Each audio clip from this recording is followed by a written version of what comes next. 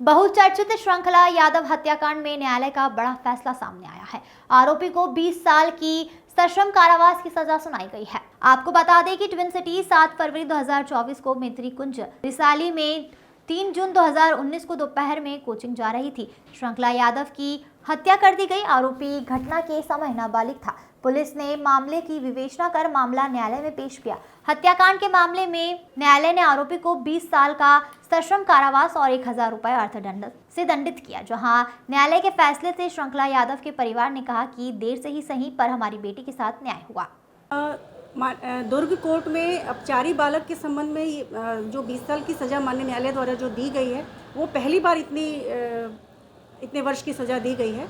और माननीय न्यायालय का ये इस निर्णय से न केवल पीड़ित के परिवार को, मृतका के श्रृंखला के परिवार को न्याय के प्रति आस्था बढ़ी, बल्कि पूरे समाज के प्रत्येक व्यक्ति के मन में न्याय व्यवस्था के प्रति विश्वास बढ़ा है।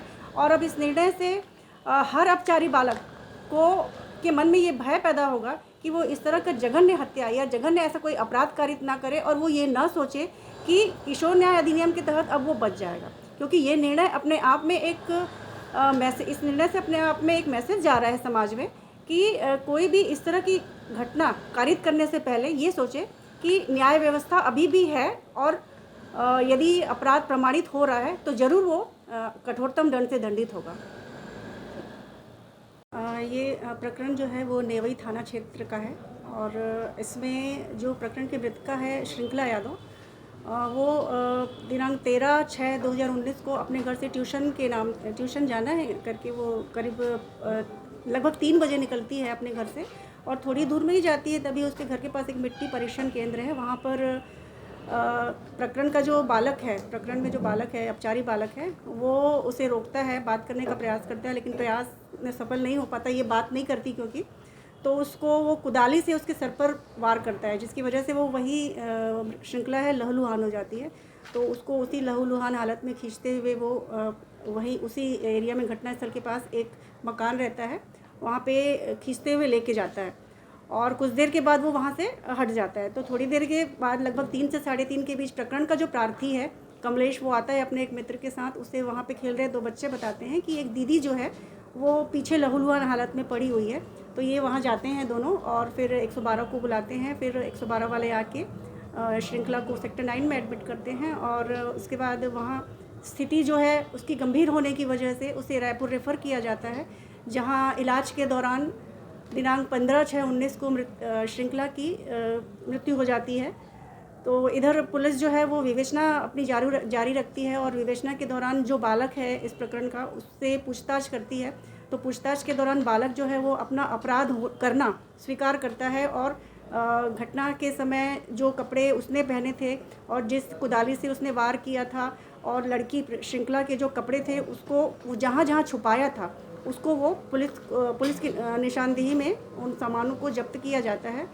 और सबसे बड़ी बात यह है कि जो अपने घर से निकाल के वो जिस कपड़े को बालक जो है अपना कपड़ा जो निकाल के पेश किया, उसमें लगे खून और श्रृंखला के कपड़े में लगे खून का पुलिस के द्वारा रासायनिक परीक्षण कराया जाता है, जिस परीक्षण में जो दोनों खून है वो एक समान आते हैं। तो हमारा जो रासायनिक परीक्षण का जो रिपोर्ट है वो पॉजिटिव आया। इसके अलावा जो कुदाली में जो खून लगा था वो, और बालक के खून, बालक का कपड़े में जो खून थे वो, मृतका के कपड़े में जो खून थे, वो सब एक समान पाए गए। तो ये अपने आप में एक प्रूफ, दस्तावेजी साक्ष्य रहा है, प्रमाणित रहा है कि बालक ने ही हत्या कारित की है। तो माननीय न्यायालय द्वारा माननीय अपर सत्र न्यायाधीश गणेश राम पटेल जी के द्वारा अपराध प्रमाणित पाने पर बालक को 20 वर्ष की सज़ा दी है, और 20 वर्ष की सश्रम कारावास की सज़ा दी है। और इसके अलावा 201 जो साक्ष्य छुपाने का भी इसने प्रयास किया, उसके लिए भी उन्होंने सज़ा दी है 1 वर्ष की। और मैं माननीय न्यायालय के इस निर्णय का स्वागत करती हूँ, क्योंकि इससे न केवल श्रृंखला के माता पिता को न्याय मिला, बल्कि समाज के प्रत्येक व्यक्ति को न्याय व्यवस्था में एक विश्वास दृढ़ हुआ। क्योंकि अब कोई भी अपचारी बालक ये ना सोचे कि वो इस तरह की जघन्य हत्या कारित करने के बाद किशोर न्याय अधिनियम के तहत वो लाभ से बच जाएगा, वो ये ना सोचे। क्योंकि अभी जो अमेंडमेंट हुए हैं उसके आधार पे उनका ट्रायल जो है वो वरिष्ठ वो वयस्क की तरह होगा और उनके अपराध की प्रकृति के आधार पर जो प्रावधानित उसका दंड है वो उससे दंड का भागी होगा। आपका परिचय दीजिए। मैं पूजा मोगरी, अपर लोक अभियोजक। दीपमाला सिन्हा की रिपोर्ट।